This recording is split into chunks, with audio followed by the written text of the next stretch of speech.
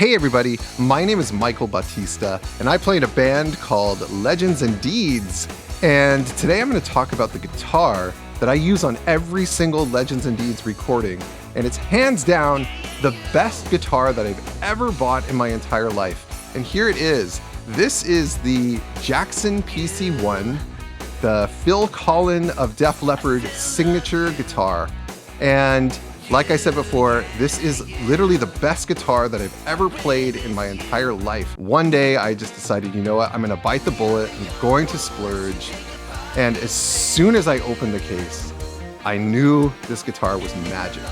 Okay, first of all, you can see the neck, the beautiful maple fingerboard right here. And you can see the beautiful flame maple top right here. I got this one, it's called the chlorine color. The thing about the neck on this guitar is it's really, really thick. I know Phil refers to it as a baseball bat neck.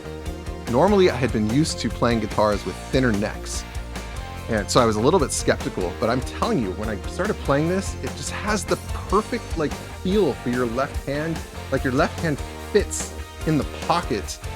There's something really magical about how this neck was made.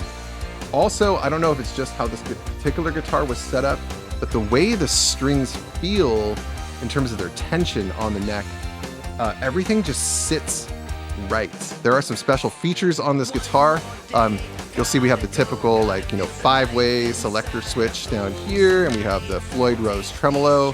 I have found that this guitar stays in tune really well, which is awesome. So these two little switches right here turn on this sustainer pickup, and it gives you these really amazing sounds, which I'll demonstrate.